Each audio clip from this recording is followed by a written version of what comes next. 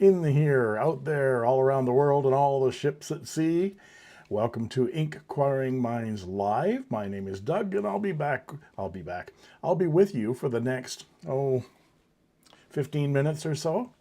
It is really gorgeous outside here and sunny, and like it's going to be 25 degrees Celsius, and I should not be sitting in a dark basement playing with my pens and talking to people like you. I'm just kidding. We'll probably be here for at least an hour, maybe an hour and a half. I have so much to get through today with you. In fact, I warn people to get their notepads ready and their writing implements ready, because you're going to have to take some notes. I'm going to do a lecture to you on some very interesting topics. Some of you will opt out, I'm sure, but that's fine. I'll blather on anyway. And there will be a quiz at the end. No, I'm just teasing. No quiz. Maybe. We'll see. Whole bunch of people here already. Let me know if you're coming, if I'm coming through loud and clear. In the past, I have gone on and talked for a half an hour or so and realized that I was not streaming at all. And people in the chat were going, well, we'll have to talk to ourselves. So let me know. I'm coming through. Good. Excellent. I also want to draw your attention to this.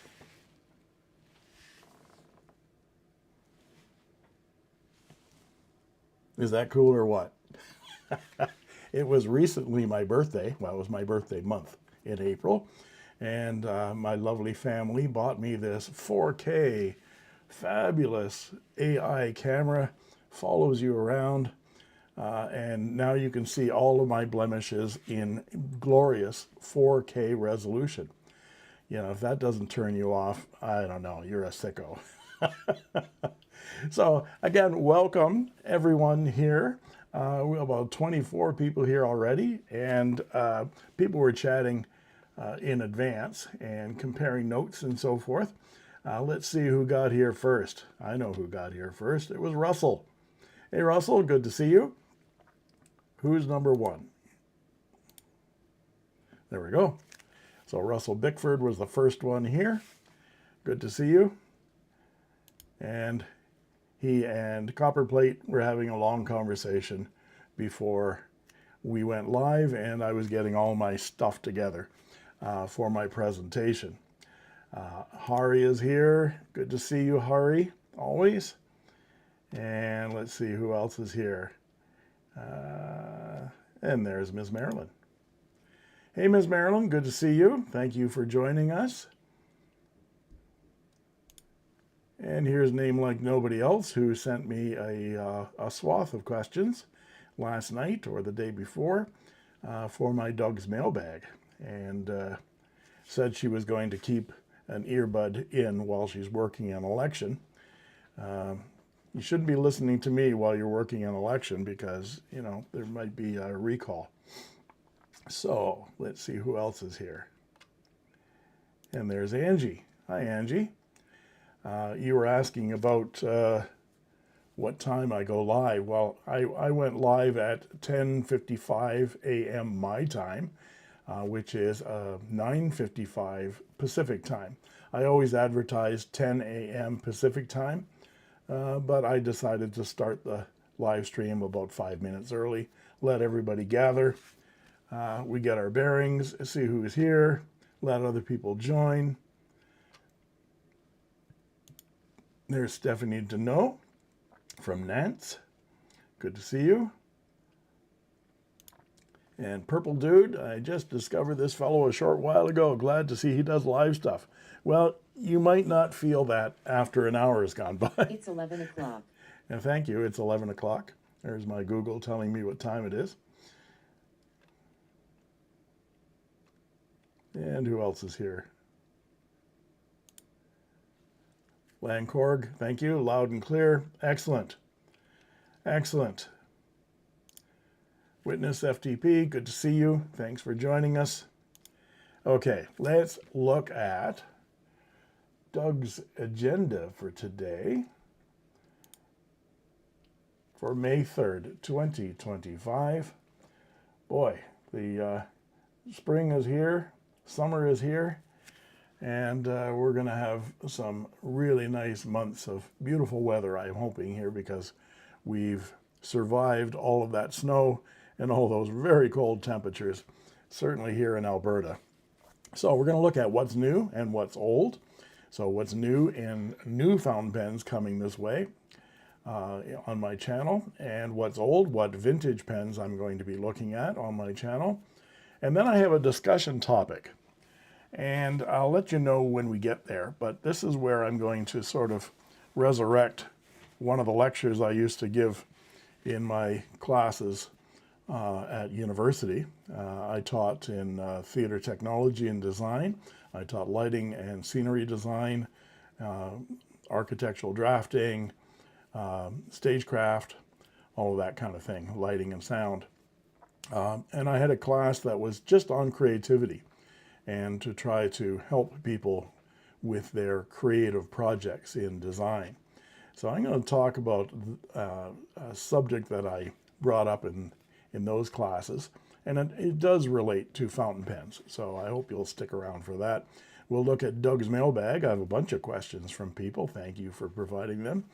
And we're going to give away 5 free memberships to the channel. And just a reminder to set your calendars for June 7th, Saturday, again, 10 a.m.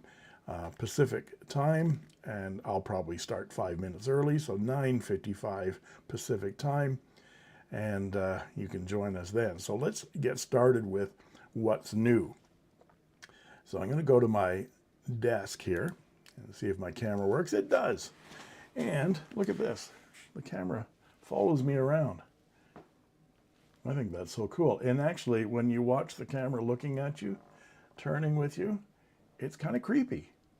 So let's just put that out there. Here is not a new pen.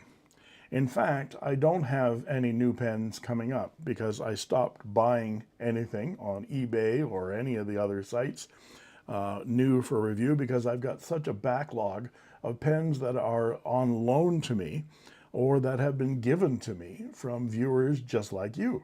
That sounds like PBS. This couple of pens that I'm going to show you here come from Don Gehrig, and they came from him a couple of years ago. He gave me 5 beautiful fountain pens. I've reviewed a couple of them. I have not reviewed this one yet, but I'm going to get to it. I've not been a big fan of Faber-Castell, but this is a Faber-Castell E-Motion, and it's in the croc finish. And it has a number 5 size fine steel nib. I know people love these pens. They're actually kind of fat in your hand. So they're hefty metal pens. They post nicely, but really backweight the pen. They have a really interesting clip, one-handed clip. I wish more companies would do this. But this is a cartridge converter pen. I've inked it up and I've been writing with it.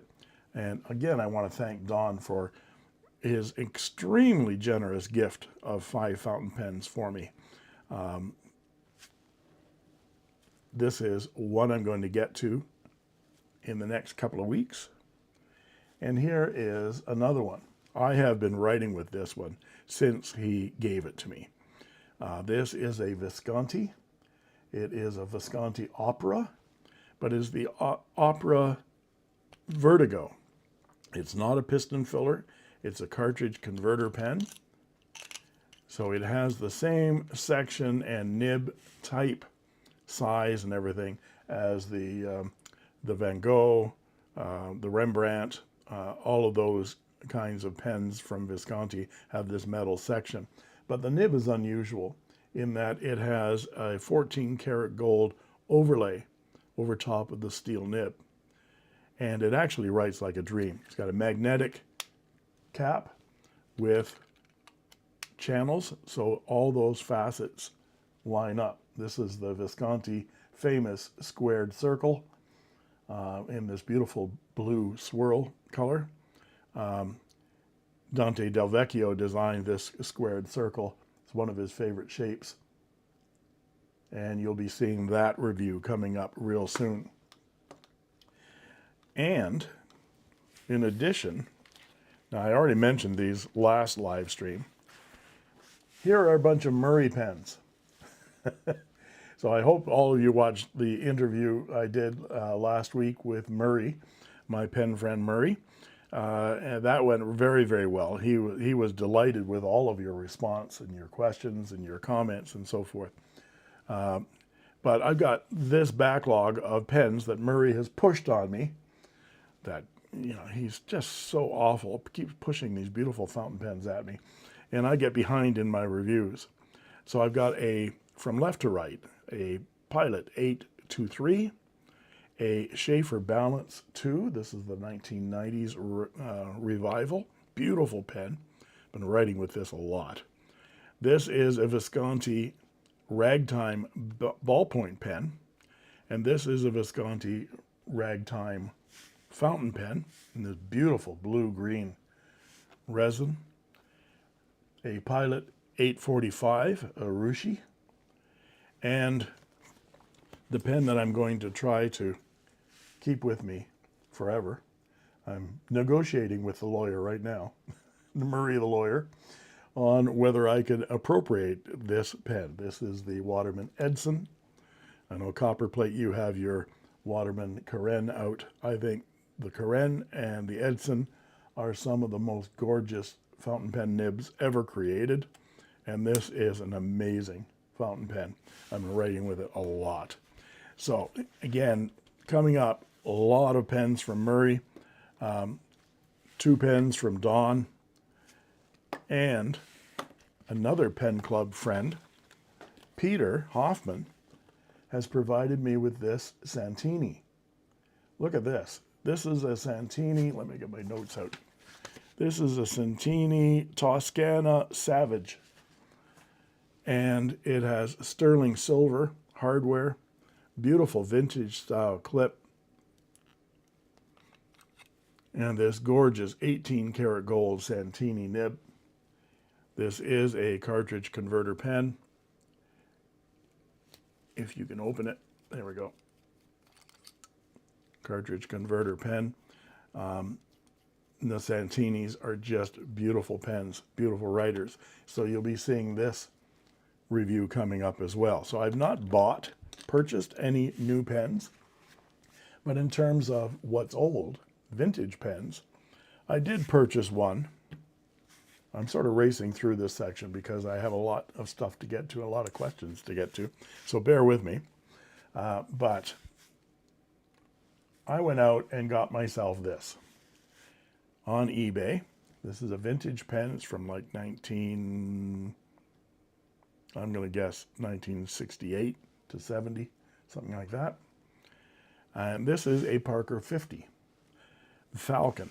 I have never heard of the Parker 50 Falcon before or held one before, but I saw the picture of this fountain pen and I had to have it. Look at that, integrated steel nib, slim section. And this pen just writes right out of the box. I didn't have to do anything to it. I just rinsed it out and then filled it with ink. And I've been writing with it every day since I got it a couple of weeks ago. I might do a pen resurrection Sunday on this, but it doesn't need any work. I might polish it a little bit, but it's writing beautifully. I've never seen one of these before. It is slim, it is gorgeous, it posts like a Parker 45, which is, in my estimation, perfect, and it just writes like a champ. So if any of you have seen a Parker 50 or have them, let me know. This is in the relatively rare brown color. And then, of course, I have some vintage pens that I'm working on, and I showed some of them to you last month, one of which I restored. That's this one here. This is the, what is it, a silver pearl, a golden pearl? Well, it's both. The barrel is golden pearl, the cap and the blind cap are silver pearl, and that nib is gorgeous. And this pen, you can see that resurrection already, sterling silver not sterling silver, it's a silver hardware, which is gorgeous. And you can see that resurrection already, and this pen is still for sale. And I'm working on a black Vacuumatic from 1940, double-ended, jeweled, an azure blue Parker Vacuumatic from 1943, 42, something like that, which is chewed up like a cat toy, and a Parker 51 Aerometric, working on that. So those are some of the vintage things that are coming up. But I think next week I'm going to be looking at this pen. This is a Waterman CF, which was donated to my channel by Janet Trott. Thank you, Janet. And I rinsed it out and it had a little bit of ink in it, but I really think that this was never used. There's no scratches on it at all. Beautiful Waterman CF with that semi-inlaid 14 karat gold nib. Has the original price on the barrel, $12.50. This is from about 1960, 65. I'm just guessing. No date codes on these things. And they come with the proprietary Waterman cartridges. And just in case you can't get any of those anymore because they are obsolete, there's an unopened box. This is completely unopened. I resisted the temptation to open one up. This is Waterman CF fountain pen cartridges. There are, how many in here? 8. It says so, 8 cartridges in there for this pen. So I'm going to see whether I might eyedropper that to see whether it works or not, and we'll take a look at that.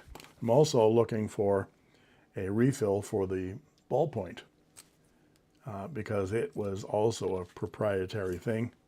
So I'm going to look for a ballpoint refill for that. So I'm going to look at this as a Resurrection Sunday item because it is such a glorious vintage item, perfect condition, and even comes with the reply envelope for your warranty and with the original booklet on how to fill your fountain pen and your ballpoint and so forth from the early 70s, late 60s, something like that. Beautiful.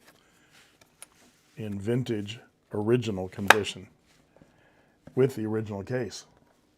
So we're going to look at that. But this is one of the things that I wanted to show you today. I don't know what I'm going to do with this. I showed it to my pen club last week. A pen friend sent this to me to see whether I might be able to fix it. I let him know that I was not a Mont-Blanc expert. I'm an amateur, all of that kind of stuff. And he said, I trust you, blah, blah, blah. Put lots of insurance on it. This is a very expensive Mont-Blanc limited edition from 1997. It is the Peter the Great. This is number 3234 of 4810 made. And the story is, my friend, his mother had just turned 80 and really has lost the ability to write. And so she gave her entire fountain pen collection to her son. And he said one of the pens was this Peter the Great Mont Blanc that had never been inked, but was broken. And he wants to use it. And would I look at it? I had him send me pictures to see what was wrong with it. And this is what's wrong with it.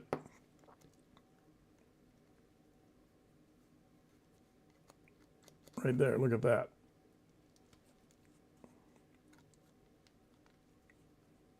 So when you move the piston, it pushes the whole forward section of the pen out. You can see the piston there. And this is what I consider a serious flaw in design with Montblanc. So this pen may be worth, I don't know, about, I've seen them go for $5,000 to $6,000 to $7,000 on eBay in original condition. But the inner barrel fits screws into this sleeve, which is a metal sleeve. There's a gold sleeve over a brass sleeve that has enamel paint on it. And then there are threads on the inside. So it's plastic threads on brass threads on the inside. And someone cranked this piston so hard that it broke those threads. My friend said he took it to a Montblanc dealer in San Diego, and they said they couldn't help him because it was a limited edition and they don't have any parts. I think that's a huge cop-out by a company that makes an $8,000 fountain pen and said, oh yeah, sorry, can't fix it. I'm not sure whether it is fixable, but I've been passing it around to my Montblanc experts in the area, and we're sort of putting our collective heads together to see what we can do about that. So you might see a pen resurrection happening with this pen. I don't know. It might just get sent right back to him, but a fascinating pen nonetheless, and a fascinating problem. If any of you have seen that before or have any ideas about that, please shoot me a line at inkquiringminds@gmail.com, because more heads on this problem, the better. So I hope he doesn't mind me sending out that image of his mom's pen over the internet, but we'll see whether we can fix it for him. So let's go back to my list. Have I got everything? Yes. So let's check to see what I've been missing while I've been talking away. Ms. Marilyn says, holy moly. That's what I said when I opened the pen. I went, holy. I don't think I said moly. I'm just stunned that he, first of all, trusted me with that gorgeous pen, but that he put it through the mail. He had a ton of insurance on it, of course. But I'm not sure whether the United States Postal Service could break it any more than it already is broken. Who knows? They might bounce around so much it fixes it. So talk amongst yourself while I drink the PG tips. Namby says, Waterman CF had its own cartridge, doesn't accept standard cartridge. Also, the barrel is prone to crack if a different converter is used other than Waterman's. Good to know. I knew that they weren't. They are now. Waterman uses international standard on their pens now, and the Waterman cartridges and the Waterman converters do not fit the CF. There are original CF converters out there to be had, but I'm thinking that on this one, I'm going to syringe fill that cartridge and leave that box of 8 cartridges intact, because I'll probably be selling that pen. Janet allowed me to sell the pens to promote the channel and support the channel. And so once I've cleaned it up and written with it and done a video on it, I'll probably offer it for sale. So whoever buys it might want it to keep it as a vintage keepsake. They're not that expensive pens, vintage pens, so it's certainly affordable for you if you're interested in that set.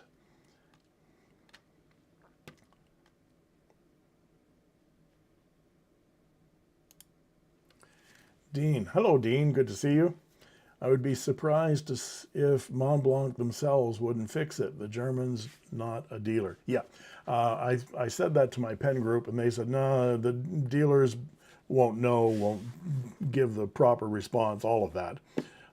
So sending it directly to Montblanc might be an issue, might be a solution. So I'm going to have a conversation with my pen person at Reids downtown here in Calgary. They are a Montblanc dealer, and I know that some people in my pen club have said they've had issues with their Montblanc, and they just ship it right back to Germany, and Germany will look at it. I'm thinking it can be at least glued together so that those sections don't come apart anymore and it holds ink.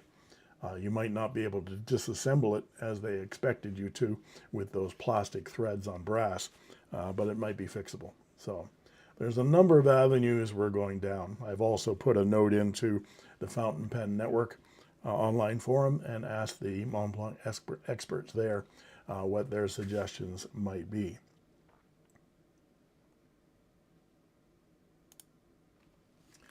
Name Like Nobody Else has said I had mentioned that it's way less expensive to do reviews on borrowed pens.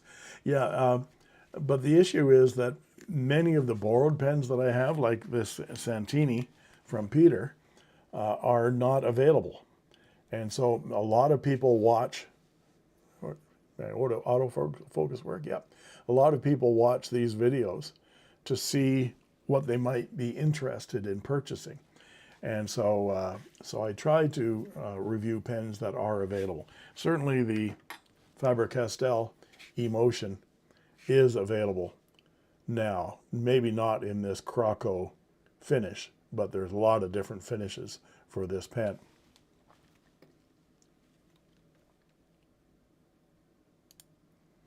And Stefan Deneau, thank you, I got it right. The CF cartridge was actually the first interchangeable plastic cartridge. This is true, the very first one. Everybody thinks it was either Schaefer or Parker, but it was indeed Waterman. And of course they changed over the years to the international standard from their own proprietary type of cartridge. Russell says maybe Montblanc does not give dealers an incentive to deal with damaged Montblancs. Could be. I think it's because the dealers just, they're just dealers. They don't really deal with repairs. They pass repairs on. And they might have a policy thing that says, no, we won't deal with the repair. We'll pass it on to Montblanc, or you send it directly to Montblanc. So I'm not sure what my friend's response was exactly. He just said that they said they couldn't fix it. Lancor says, Doug, is your pens for sale page up to date? Yes, it is. Yes, it is. It's being updated again tomorrow, but that pen resurrection that I did last week, that will come out tomorrow. That pen is already on the way. Actually, I'm going to Hawaii. So it was sold within a half an hour of me posting the video for members only. So that pen is gone, but there are a couple of other pens on my website that are still available. I try to keep it updated with what's sold and what is still available. Thank you for the question.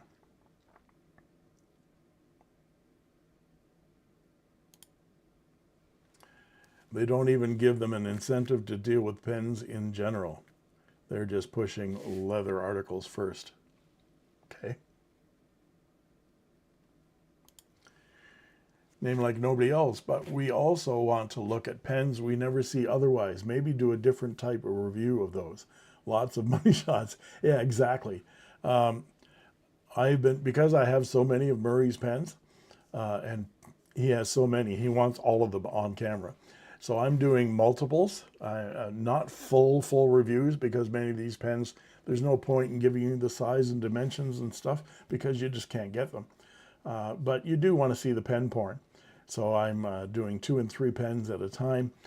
For the Murray, let's see, for the Murray Pilot 823 and the Murray Pilot 845, these two pens, I'm doing a head-to-head comparison between these two pens. Of course, this 845 is a beautiful to hold fountain pen. It is a ruchy lacquer, and this pen is one of the most popular pens in the world. I have not got one yet, and this might actually sway me to get one. That might be my next pen purchase, is the Pilot 823. So yeah, I'm putting a number of videos, number of pens together in single videos to get through the backlog of Murray and Peter and Pen Club pens. Thanks, guys. You're not watching because you're all at Pen Club right now. So have a beer for me, even though I don't drink.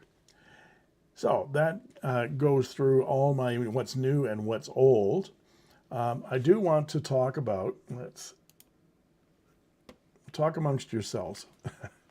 And I have to set this up. So I've been wrestling with the idea of why are fountain pens so fascinating. Mainly because I've been asked many times, and Murray was asked as well, what got you into fountain pens? And people keep talking about rabbit holes and going down rabbit holes, and why are people so sucked into either collecting or writing, specifically writing with fountain pens. And so I've been thinking about that and thinking about what the reasons for that are. And I've put together some ideas, and I'm going to give you a short demonstration lecture on the subject of creativity and the subject of right and left brain. So let me bring up my notes here. I've got, yep, there we go. So when people talk about, you know, what got you into fountain pens? How did you become obsessed with fountain pens? What is it about writing with a fountain pen? Usually people can't really answer. I don't know, there's something about it that just draws me to it. And I've been thinking about that idea because it's the same kind of thing as when you ask an artist where their creativity comes from. Most artists can't answer that question. When I was teaching one of my early lighting design classes, I brought in a lighting designer, a friend of mine from the Shaw Festival, Niagara-on-the-Lake, and asked him to talk to my class for an hour or so about what he does when he creates a design. Not what he writes down and all the paperwork and all the things that come with it, but from the first time you read the script to when you sit down to figure out what your concept is going to be in your creative design. And he had an hour's time to answer this question, and he said, I percolate. And the class was over because he had no more to say on the subject. It wasn't that he really didn't know what to say, because it's just such a personal thing. And it's the same thing with writing with a fountain pen. So I always thought that the idea that an artist was born, not trained, was ridiculous. I think it's a lot of horse hockey, that you can't learn to draw unless you were born as an artist. And it's the same thing with, I can't write. My handwriting isn't beautiful. I can't do great things creatively with my hand. And I think that idea that you have to be born with it is ridiculous. So I thought about this question a lot. When you're using your various parts of your brain is divided up into two halves, left and right.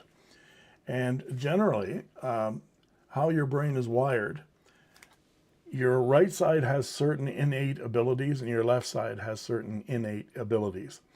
And where your creative side, your intuitive side comes from is from the right brain. And so I thought I would show you a little graphic here, if I can bring it up with my multimedia presentation here. Let's go over to my computer. There we go. So there's a graphic that shows the right and the left brain and how it's organized. So the left brain is logical, analytical, linear, verbal, factual, sequential. It's the logic, straightforward, verbal, everyday, I'm in control kind of activity. Your right brain tends to be the nonverbal, the creative, intuitive, artistic, emotional, imaginative side. And it tends to, because it's nonverbal, it tends to get buried in your everyday activity. In fact, the left brain here thinks it's good at all things. This is just the way the left brain works. The left brain thinks it is so logical and analytical, and it can articulate everything, that it's good at everything that it does. Also, it's good at things that the right brain is good at. And the right brain tends to not fight back against this. And the reason this happens is because we train the left brain from when we're a child. You learn reading, writing, and arithmetic, and you exercise the left brain, but you get very little exercise, especially when you get into your teens and into high school and into college and so forth. You don't exercise your right brain as much. So I think this graphic shows that the right brain does certain things well, the left brain does certain things well, but all of the shape, spatial awareness, creativity, emotional, especially intuitive parts of what we do are housed in the right brain. And if you don't exercise it, the right brain doesn't grow as quickly as the very verbal left brain. In fact, when we try to draw something, and I'm going to go to my desk here for a second. Move some stuff out of the way. This is where I ask people at the beginning to get out your pieces of paper and get out yourself a writing instrument. And I have to choose a writing instrument here. I'm going to choose my Schaefer desk pen because it's right here. And we're going to do an exercise together. So do you all have your paper and pencil ready? You just need a blank sheet of paper. And what we're going to do is we're going to experience together the shift in your brain activity from the left side to the right side. And the more you practice shifting or recognizing the shift from left to right, the more you can exercise the right and creative side. This is difficult to do while I'm lecturing, because while I'm lecturing and I'm talking, I'm being very verbal. I'm using my left brain predominantly. And so the right brain, when you're trying to draw, how many artists out there, put up your hands, how many artists out there sketch and talk at the same time? Put your hands down. No artist can sketch and verbalize at the same time. Well, if you get practiced at it and you're teaching, yes, you can. But the whole activity of sketching, of drawing, of painting, of doing anything creative, sculpting, is a right brain activity, and your left brain kind of shuts down as you focus on your right. So I'm going to show you people who think that you can't draw, you can't sketch, you can't be an artist, you're not creative, that you can be. We're going to experience the right shift to right brain mode together. I talked a lot here to get you ready with your paper and pencil. So I used to do this in class all the time. I'm just going to make sure that I've been talking for a while. Now I have no ink. Okay, let's get a pen that has ink in it, Doug. What should we go with? Let's see. Let's use my very best fountain pen, my Pelican M800. So what we're going to do is, if you are right-handed, you're going to start on the left side of your page. If you're left-handed, you're going to start on the right side of your page. And we're going to do this. We're going to draw a profile of a face. And as you draw this profile of your face, I'll draw one here for you. We're going to say what those things are. There's the forehead, eye, nose. You can make your nose as big as you want or as small as you want. Lips, chin, neck.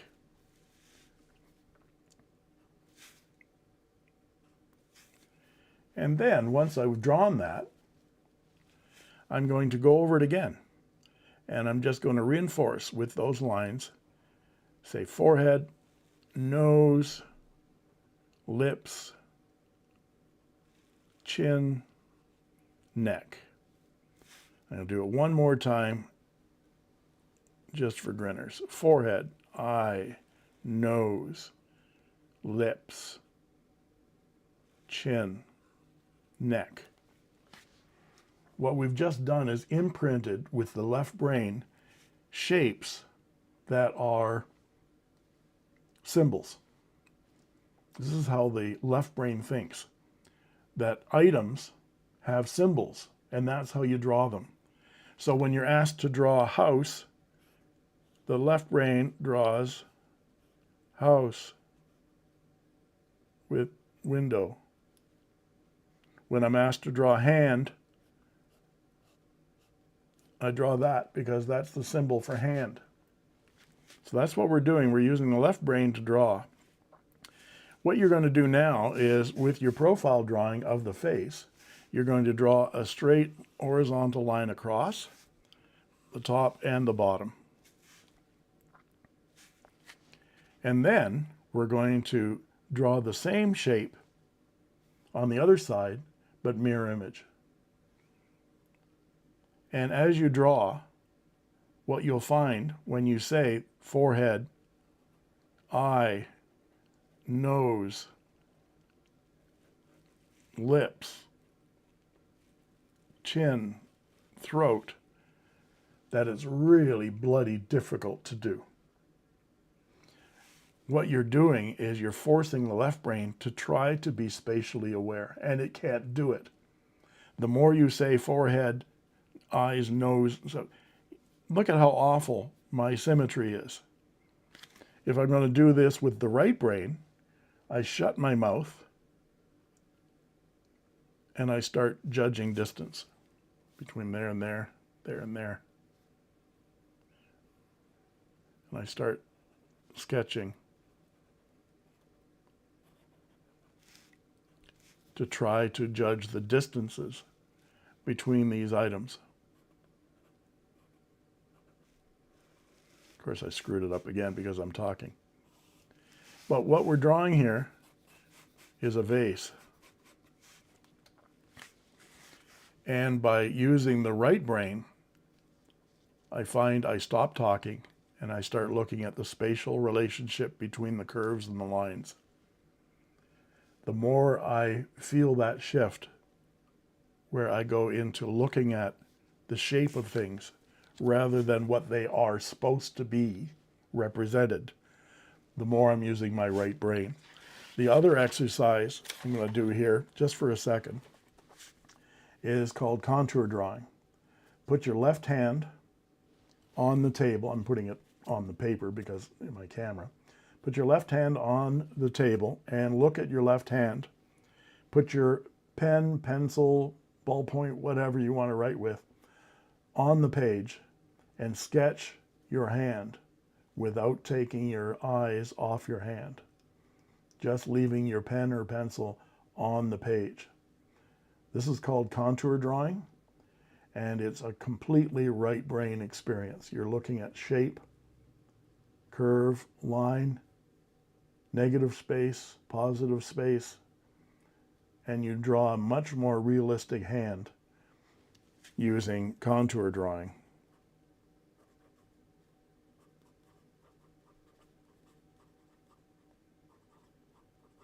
I'm at a weird angle here.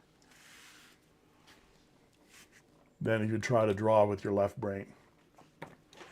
So I did all that just to show the demonstration that the right brain is the one that draws.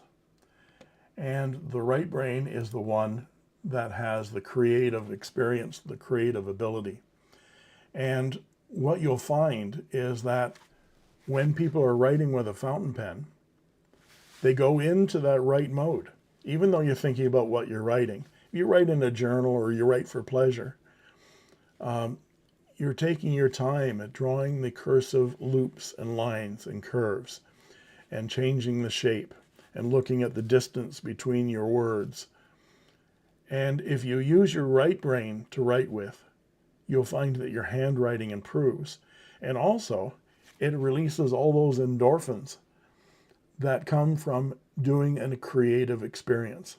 Any of you that have ever painted, even if you go to paint night with a bunch of friends and you have a bunch of beer and they take you through how to do this painting, you've never painted before, people love it because not only can you get soused together, you can come away with a really cool piece of creative work that you did yourself. And it's very, very enjoyable. So I think this is why fountain pens are such a draw for people, even people who have never drawn or written with a fountain pen before. They pick up a fountain pen because it's such an effortless painting-like experience. Even if you're printing, it releases that right brain as you feel that ink flowing on the page. You get that immediate extension from your left brain to your hand. It helps if you're left-handed because your left hand is connected to your right brain. Some people are ambidextrous. But I think that's why people get pulled into fountain pen writing more than ballpoints or things like that. We talk about, Murray talked about this in his interview, that he says you're pushing and you're pulling and so forth with the ballpoint. It's work. It's hard on the hand, that kind of thing. I think the ballpoint changed the relationship between the right brain and the left brain and your drawing hand or your writing hand, so that it stops being a pleasurable experience and becomes a note-taking, I've got to get this down quickly, I've got to get the data down, I'm working with my left brain, and my handwriting just sucks. I find this all the time. If I'm writing quickly because I've got to get the information down, it just sucks. But if I'm writing for pleasure, I get some handwriting sometimes. I don't like my own handwriting, but sometimes I get some handwriting that, boy, that's really cool. I'll give you an example. I started doing some experiments with various types of signatures and trying different strokes and different curves and different angles and lines and trying to line up things in different directions with my signature. These are, you can't copy this. But a lot of people play with their signature because it sort of gives you that chance to be creative, that opportunity to exercise the right brain. Let's see, I'm going to go back to my notes to see if I forgot anything before I give you a quiz. Here we go. Yes, I wanted to mention two things. Let's go to my computer here. And this is the book these exercises come from. I think if you're interested in learning to draw, that you've never thought that you could draw before, the idea that you have to be born an artist and only artists know how to draw is crap. Every artist who's ever sketched know these building blocks of exercising the right brain and drawing with your by seeing rather than looking. And this is the book. It's called Drawing on the Right Side of the Brain. This one's in the 4th edition. I've got my 1st edition right here. Here's my 1st edition. It's covered in paint. Drawing on the Right Side of the Brain by Betty Edwards, 1979. It's in the 4th edition now. Betty Edwards is 99 years old, still alive. And there are a number of exercises. Okay, why did my camera go away over there? Over here. Thank you. There are a number of exercises in the book that help you in learning, training your right brain and training your eye to see. And that you just draw what you see. I want to talk just briefly about looking versus seeing. Looking is a passive activity. When you go to work every day, you pass this building, that street, that tree, every day. You look, you see, you don't see. You know it's a tree, but you haven't really seen the tree. Seeing is an active activity. It involves your whole, usually right brain. You're looking at shape, texture, color, contour, shadow, light, shade, color, all of those things. It takes an active eye to be able to see, to be able to draw, to be able to write with the right brain. And there's another book. I'm going to try to find it here. Let's see. Here it is. Go back to my computer. This is Photography on the Art of Seeing by Freeman Patterson. This is a Canadian photographer. And when I was learning photography back when I was in university, this was my go-to teacher. He is also still alive and taking photographs in his 80s. But this book is not just about taking photographs. It's about being able to see and what the difference is between looking and seeing. One of the things that, sorry, I'm going away here. There we go. One of the things that I really liked about the Freeman Patterson book was how he teaches you to break the rules. And I wanted to sort of relate that to fountain pen writing, your handwriting as well. Find ways of breaking the rules and being creative.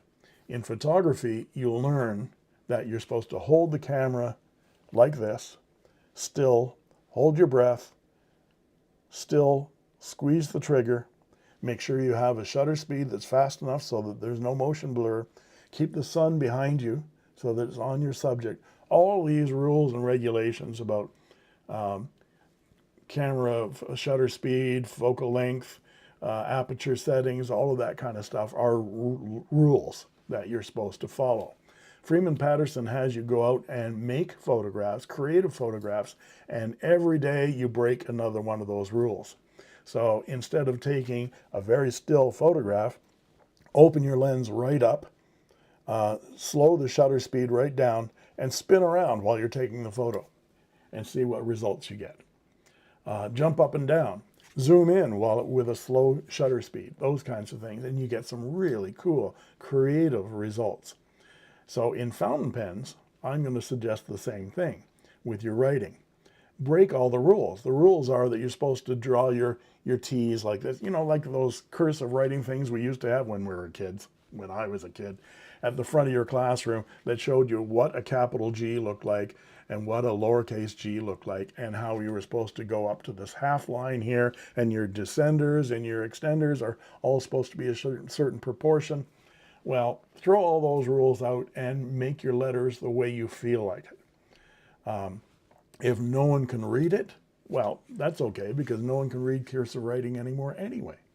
As long as you can read it, it's your own special code, and you'll get, the thing is, the more you practice breaking those rules, the more flair you'll get in your writing. I know it works for me, especially with the fountain pen.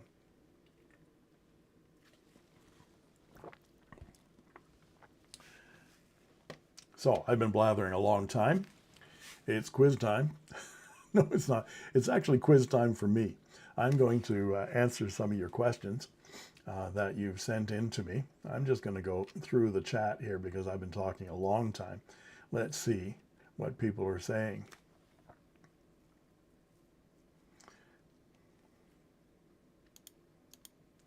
The right brain is in the zone, very much so. The Warshak test. Continuous contour line drawings are fabulous exercise to improve drawing and muscle control. Purple Dude, thank you for saying that. Yeah. Again, I'm no artist as in terms of drawing, painting, things like that. I'm not good at it, not because I can't do it, because I won't do it, which means I won't practice. And you have to practice, and you have to practice. I always like when people say things like, oh, that Picasso, I could have drawn that in my basement. He can't even draw a face properly. Look, he has both eyes on one side of the face. Well, Picasso knew how to draw, classically knew how to draw. Went through all of the rigorous training that most artists do in perspective, line perspective, aerial perspective, color theory, proportion, all of these other things, all of the building blocks of learning how to create something. You learn the rules first and then you break them. So, and the reason that Picasso is famous is because he did do it, you didn't. There's a famous painting called The Voice of Fire, which was one of the most expensive paintings ever purchased by the Canadian Art Gallery. It's a 20-foot tall painting, red with a black stripe, like painted up the middle. And people were incensed that we had spent so much money on this painting.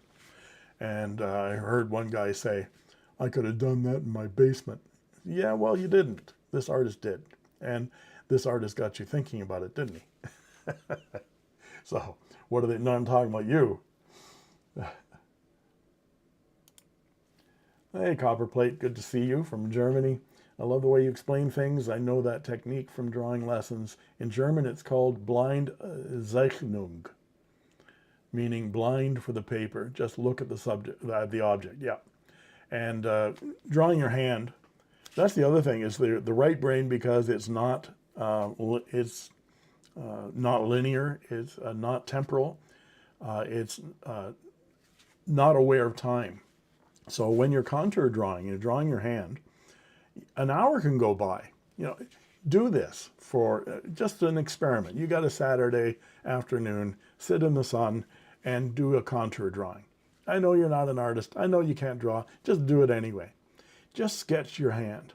But before you do that, set a stopwatch. And when you're done your contour drawing, you'll be surprised at how much it looks like a real hand, not like a stick figure. But also, you'll be surprised at how much time goes by. It's the same thing when you're writing, cursive writing. You can sit and write in your journal for an hour, and you look at the time and you go, oh my God, it felt like 5 minutes that I was writing, because the right brain isn't aware of time.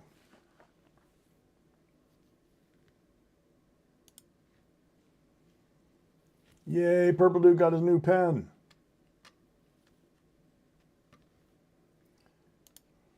There's Hari. Hi, Hari. I do the same for different types of handwriting I see online, especially from pen reviewers. Yes, you get ideas for how to do things differently. Creative people inspire other creative people. That's why pen groups, people get together and share their ideas about pens. It inspires you to do something different. I've never seen that combination of ink before, or I've never tried in my journal, I've never tried these stickers or that technique. And so people are always finding new creative ways to do things, and they share with each other.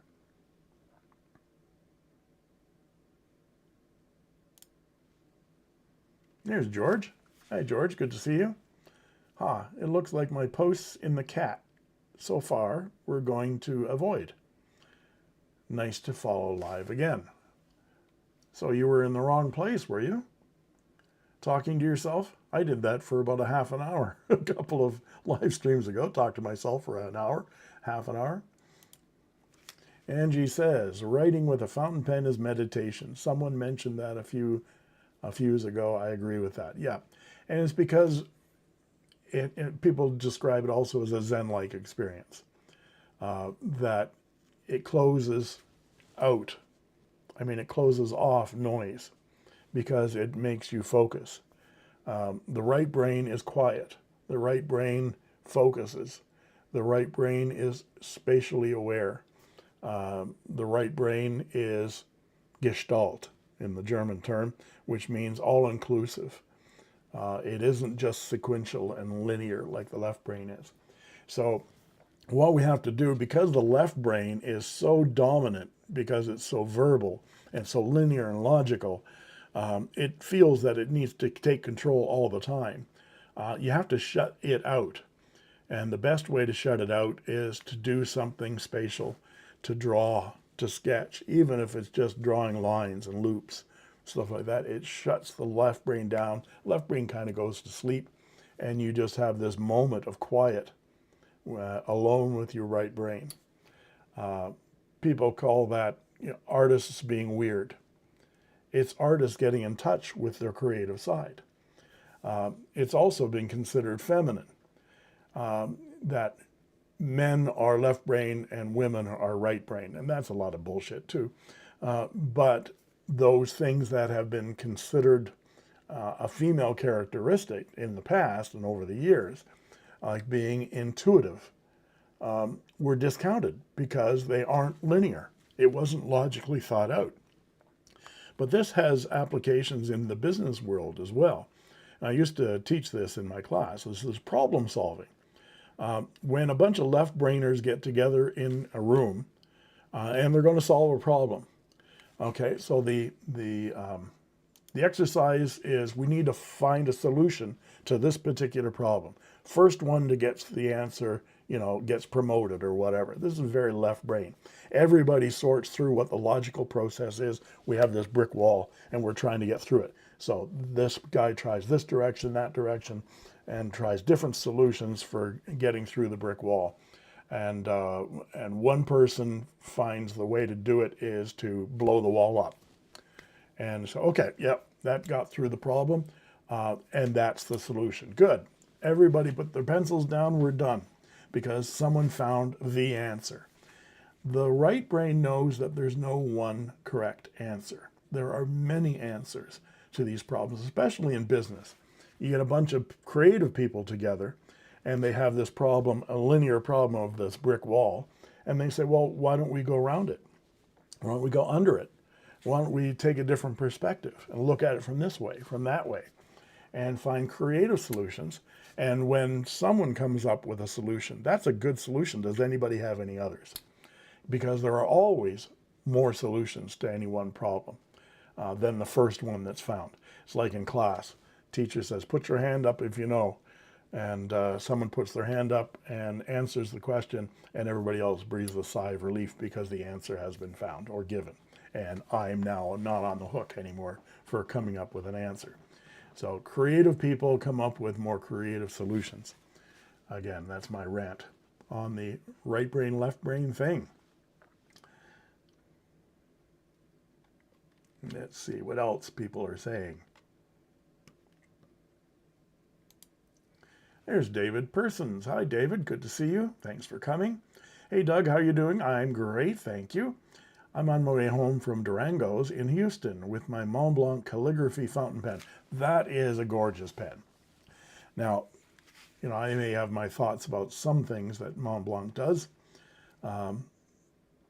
but that is it a 149 you've got, the calligraphy? I'm guessing it is. I reviewed Murray's a while ago, and it is a beautiful, beautiful thing. The thing is with Mlong, you know that their nibs are getting real attention, and they're almost bespoke nibs, especially when you ask for one different. And you can do that with a Mont Blanc. You buy a Mont Blanc and you say, I'm going to return this nib, you give me this kind of a nib instead, a double broad or an oblique or whatever. You're getting a one-off made bespoke nib from Mont Blanc. This is what I learned from Murray, because he's done it.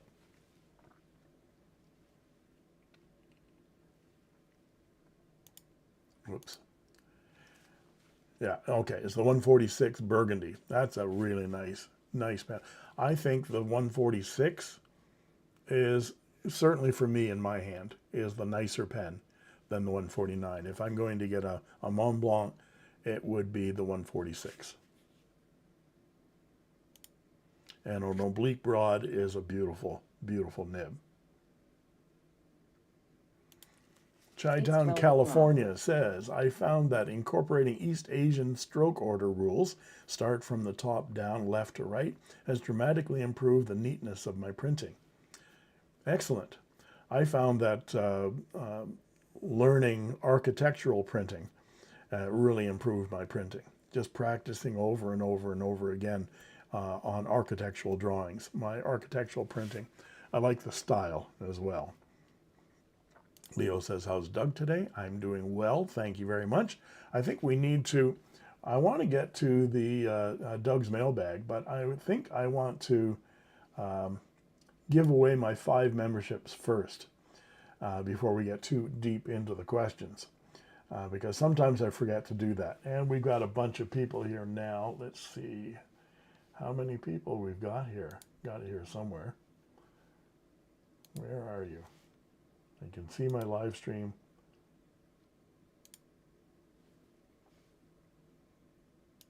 Somewhere here.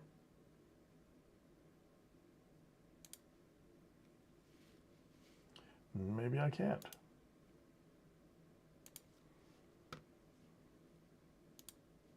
There we are. Found it. 62 people. Okay, good. We got a bunch of people here. Stick around because I'm going to give 5 free memberships away. I do this once a month. YouTube provides me with 10 free memberships a month. I can only give away 5 at any one time, and I only have 1 live stream a month. So we're going to do that right now and give away 5. Let's see. Show your support. Membership gifting. And is everybody ready? Are you all logged in? And thinking. Excuse me. Christian received a gift membership. Amanda creates chaos. Good for you, Amanda. You keep creating chaos, and you can do more chaos creation with your new membership to Inkquiring Minds. Wendy Sue, hey! Finally a member, Wendy Sue. Go to Wendy Sue's channel. She has a lot of really interesting videos. And Stephen P, BS32. 32 pieces of BS from Stephen P. He's received a gift membership. Mr. Risen has received a gift membership. Congratulations to you 5 people. You've got a 1-month free membership to Inkquiring Minds. What that means is that you'll get cool emojis to use, you'll get badges, you'll get sneak peek unboxing videos whenever I get a new pen in the mail, which is not lately. And you'll get instant access to my videos the moment I post them, which means that when I do a pen resurrection, I generally finish the edit and put it up immediately, even though it's not Sunday, sometimes 5 or 6 days in advance. So you'll get advance warning of a pen going up for sale before everyone else. This is 1 free membership for a month. It doesn't roll over, but you can roll it over if you want to continue being a member for only 99 cents a month. And I appreciate all of you folks that are members of my channel. Maybe you've seen that on my videos. I found a way to scroll everybody's names across the screen at the end. So watch the end of my videos and you'll see your name come up as well if you're a member of the channel.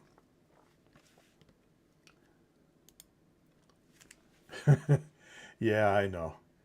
It's a scam. I don't know whether I can find I'll find a Chinese Namiki for $1.50 and we'll send that out. Of course, there aren't $1.50 anymore. I should really get to my questions now because let's bring them up. I got a number of questions.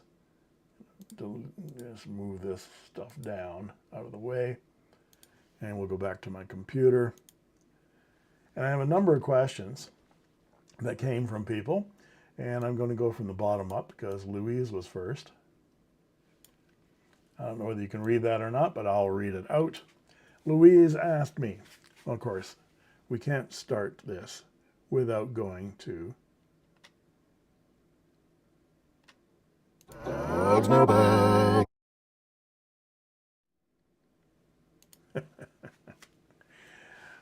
I have the video, I got to use it. Okay. So Louise was wondering if I or any of my viewers had any experience of pens with uneven plastic shrinkage. It seems to be a particular problem with late vintage pens.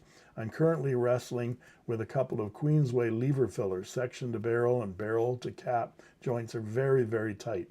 I'm using wet, gentle warmth as I have had terrible experience with plastic of this era distorting, e.g. Parker 61 hoods distorting.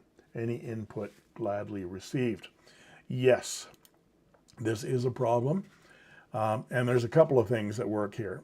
Your vintage lever filler might be celluloid, not just plastic. And I think I have one right here. Do I have one right here?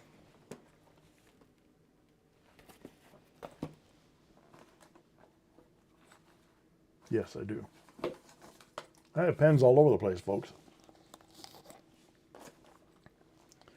So this is a Kingswood. Never heard of it before. It's a Kingswood celluloid lever-filled pen with a gold nib. One of these days I'm going to restore this pen. Very brassed.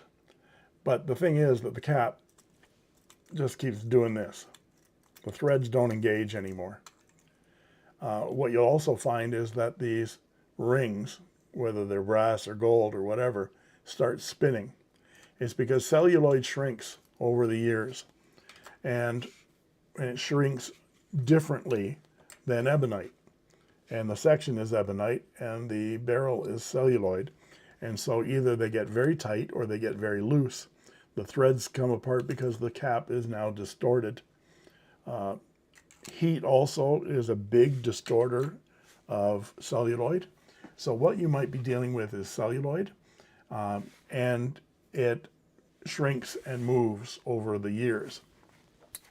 As to your Parker 61 hood, as fountain pen companies moved away from celluloid into newer plastics like lucite, when the Parker 51 was invented in 1939, they came out with a new plastic called lucite. I think it was from the DuPont Corporation, created this new plastic that was not vegetable resin or celluloid. And the early formulations of these plastics were good and bad. The 61, they came up with a new kind of formulation of the plastic to make it lighter or cheaper or something.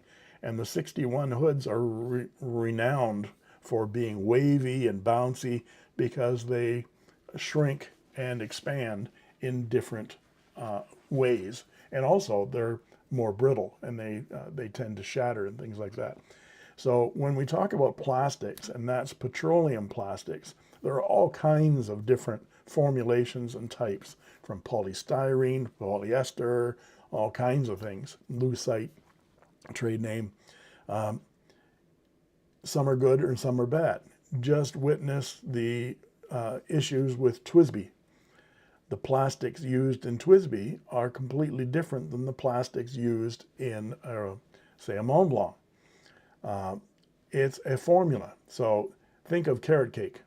You can have a carrot cake which is perfect, has the right amount of cream, cheese, icing to the amount of fluffy cake and carrot filling. And if you had too many carrots and not enough icing and not enough, I don't know, baking, rising, whatever it is, you'll get a flat piece of ick. So you have to get the recipe right. So I have another question. Yes, there's Tracy coming up. Has a question about Mont Blanc's precious resin. So I'll segue to that. But yeah, it has to do with the early formulations of plastics as they were discovering different recipes for getting the perfect plastic.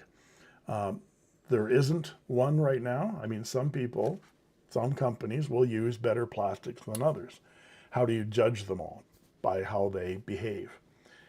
So I think what you're experiencing is either celluloid shrinking or you're experiencing some early plastic formulations that were just not good.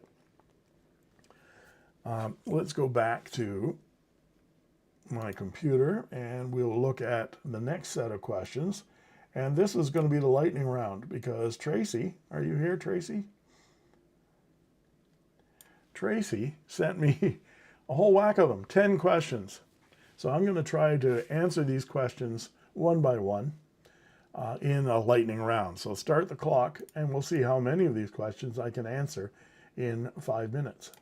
And ring the bell when I'm done. There's Tracy. Hi, Tracy. Good to see you. So, Tracy, you asked, what is the best way to learn to write with a vintage flex nib? The best way to learn how to write with it is don't press on it. Don't make Murray mad at you. Don't make Murray come over to your house and teach you a lesson, because don't grind on a vintage flex nib. The key to vintage flex was they could make 14 karat gold nibs that were very flexible because people knew how to write. They didn't have to deal with people who were pressing into the page to get ink down. The only reason the people press down now is because they have decades of experience with ballpoints. And so you get used to writing with pressure.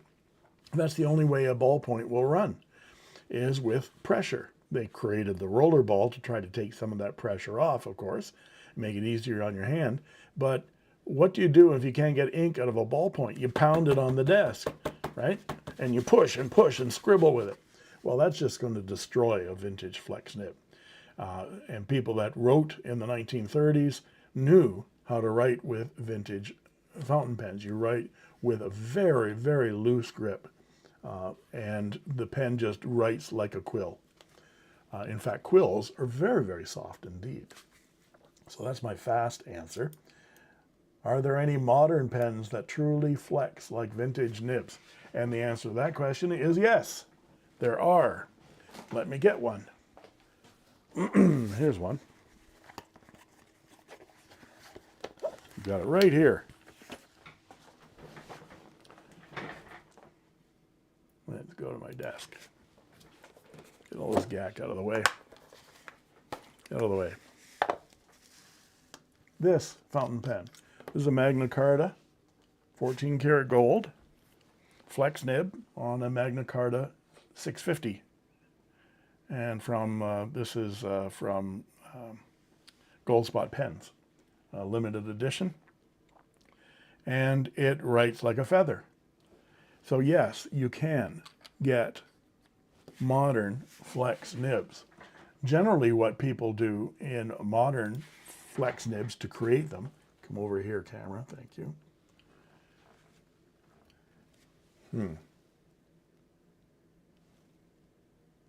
There we go.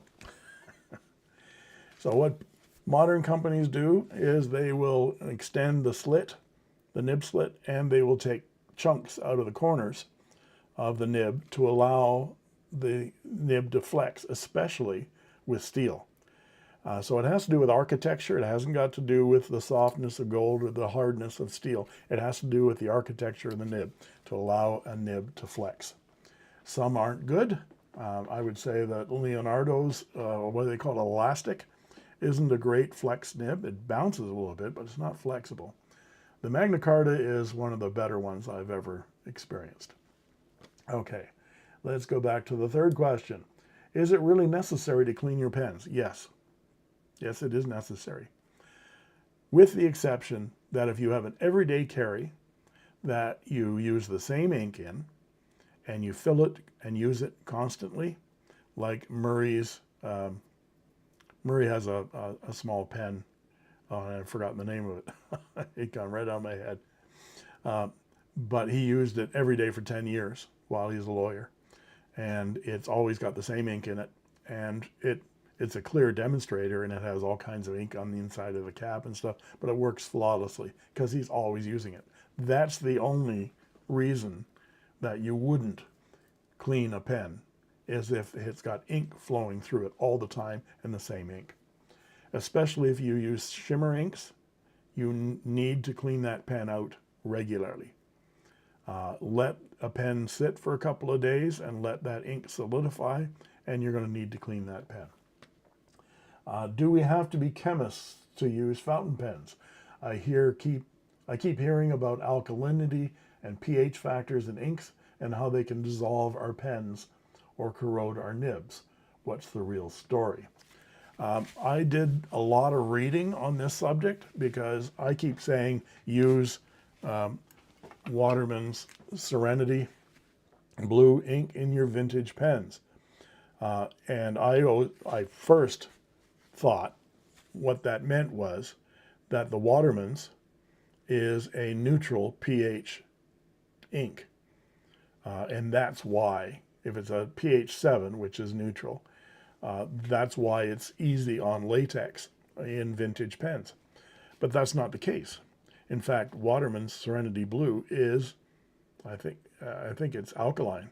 I can't remember, but it's not neutral. And so the more I read of experts is that, and this would be people like Richard Binder. Richard Binder has an article on the safety of inks, which inks are safe and which aren't.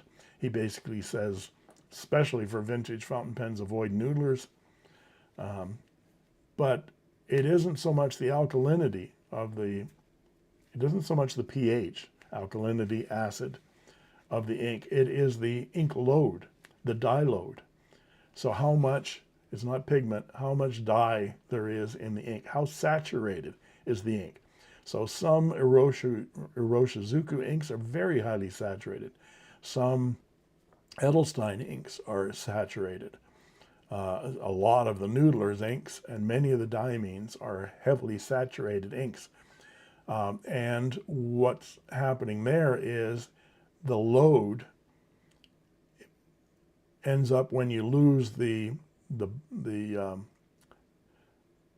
suspension, the water in the pen, and all that dye solidifies. It screws up the pen a lot more if there's a lot more of that dye in the ink. Waterman's is a very light loaded ink. That's why it comes off your fingers a lot easier than an Iroshizuku does.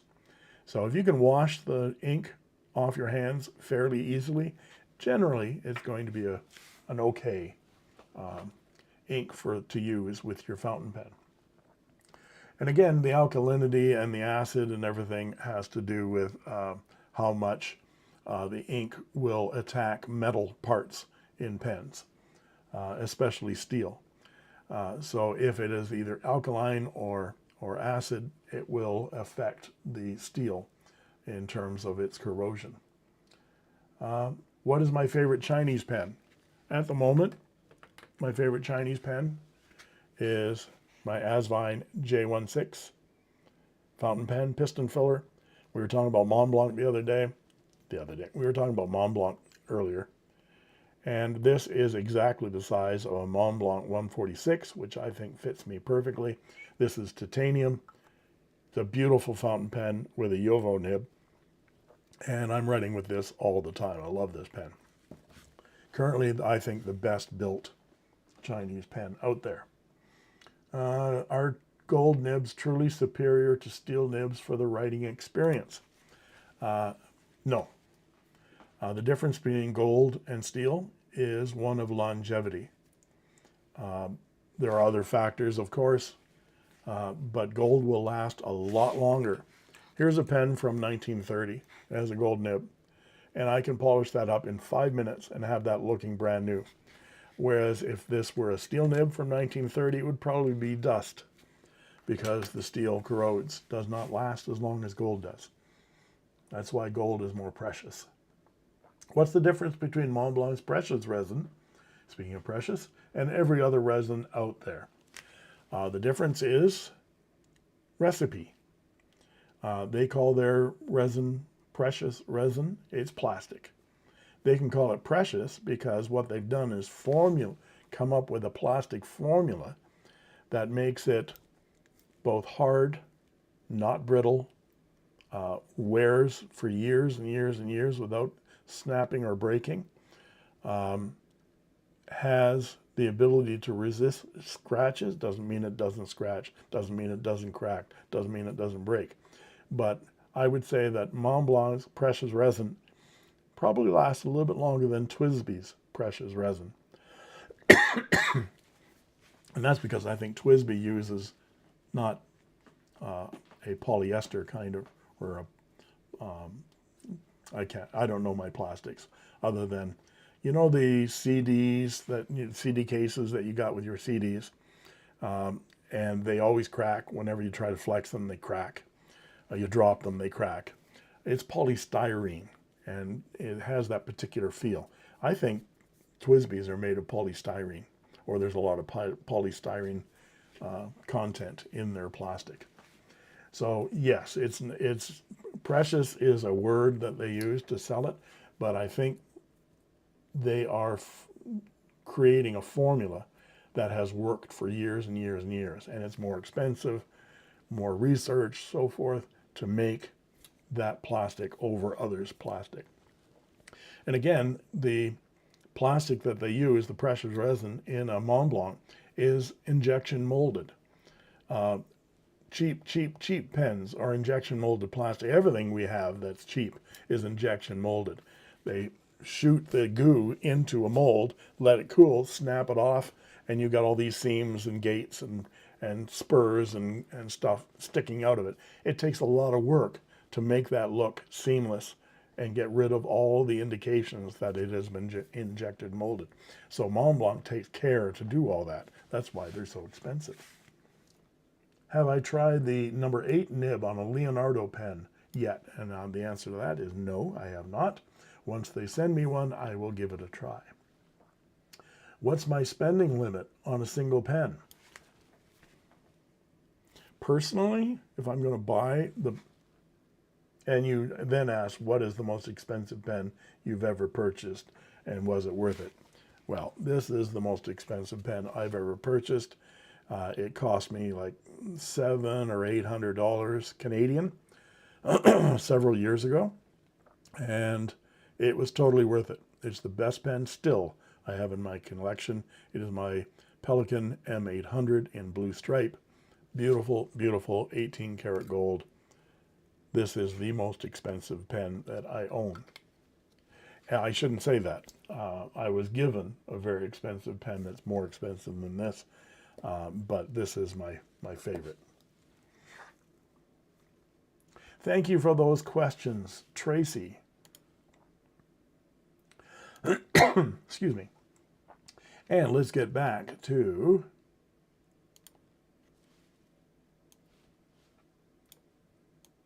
Teresa. Teresa's here. I saw you. Teresa asks, can we expect tariff fees on pens ordered from Amazon if Amazon states the delivery date as being within 2 to 3 days, which indicates to me that the pen is already stateside? How are the tariff charges levied? Through an increase in price, through separate billing, or will a shipment be held until I pay? All good questions, all related to the United States. It doesn't affect anybody else. But the way I understand it is that tariffs are paid by the supplier. So say you're buying your Chinese pen on Amazon from a stateside Amazon dealer, because Amazon has other sellers that I'm not sure how they work. They have a lot of different shops.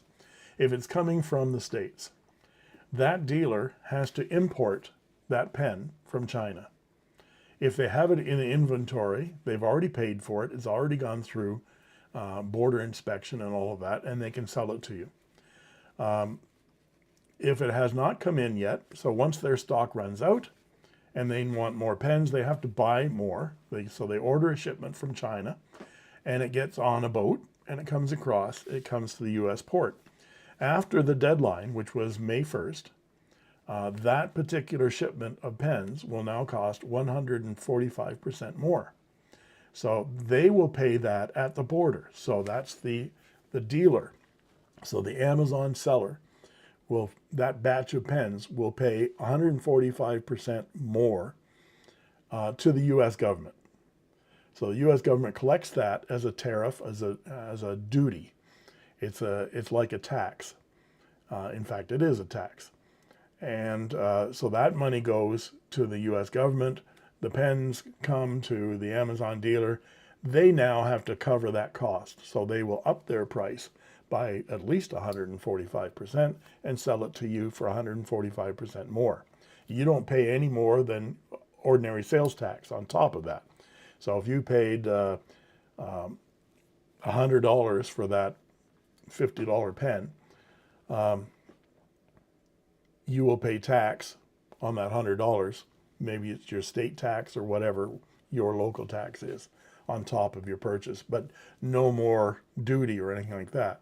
If you order something directly, not through Amazon, but if you order something directly from China, from AliExpress or from Temu, then when it comes in, you will pay that tariff yourself in the form of a duty that is applied.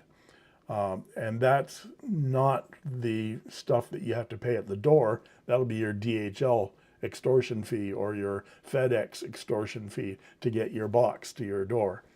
Their service charge for dealing with all of this paperwork that they have to do to bring it in for you through the postal service.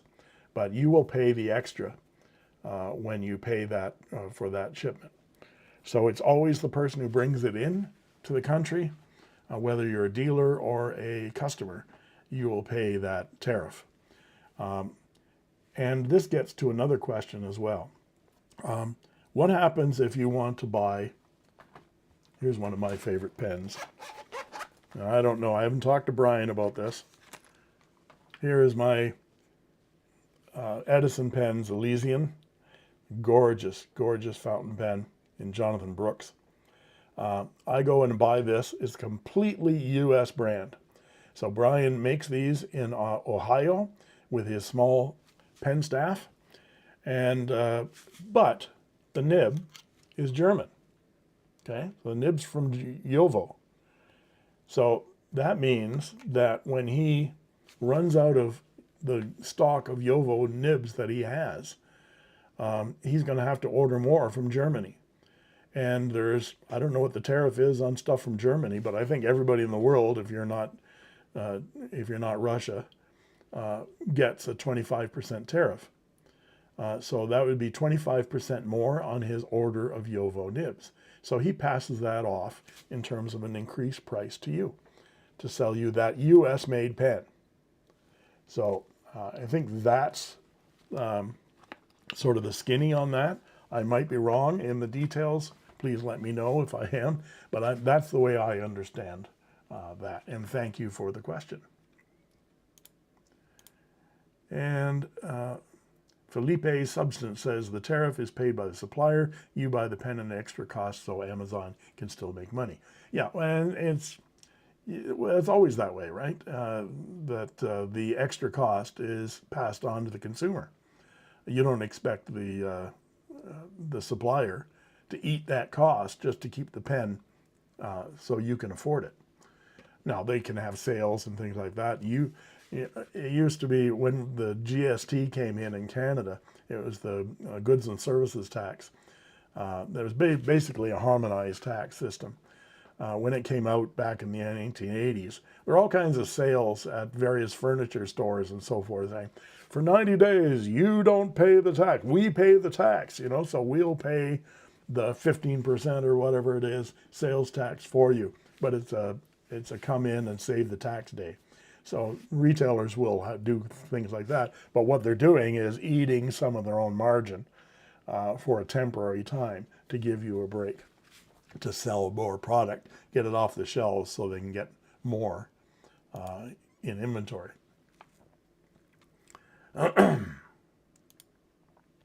So Enzo, hey Enzo, good to see you, says, name like nobody else, so maybe that is how they do it. You pay for the tariff up front. The U.S. are at 145 tariff with China. Yeah, I do you too. Chris Lamb says, recently received my Edison Elysian in Brooks Blue Abalone and a delicious 18 karat gold 1.1 stub. Yeah, I have the steel stub on mine, my Elysian. Yeah, it's a steel stub. It's a beautiful, beautiful pen. And I have the Edison Collier as well. This is a gorgeous fountain pen. I have it eyedroppered. When I filled this, when I first got it months and months and months ago, it's like 4 milliliters of ink. And yep, I still have ink in it. So a ton of ink. Russell says, I saw an ad online the other day where they stated that if you bought $100, they would do free shipping and also would pay the sales tax. Yeah, so there'll be all kinds of promotions like that. Oh, the other thing I should mention too is that the other thing that came in on May 1st, the U.S. government has dropped what they call the de minimis, as a Latin phrase for they used to say if you bought under $800 in your order or whatever you bought, it was under $800, they ignored any kind of tariffs or duties and things like that. Well, that's gone. So even your one pen is going to get the 145% tariff tax.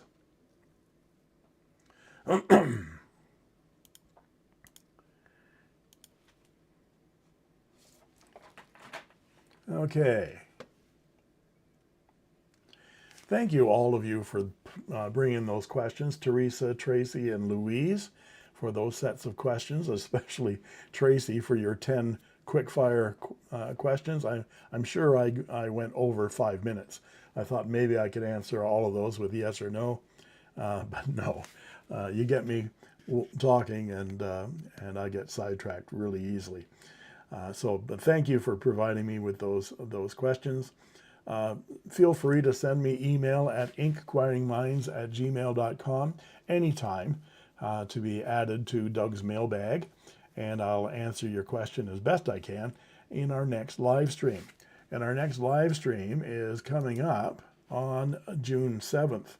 So please mark your calendars to join us, the happy group of us pen lovers here on Inkquiring Minds, for another live chat. I always feel like I'm sort of talking by myself, but because we're interacting and I've got this wonderful way of posting your questions on screen, I feel like we're really having an interactive conversation. I try to watch the chat as much as possible to keep that conversation going.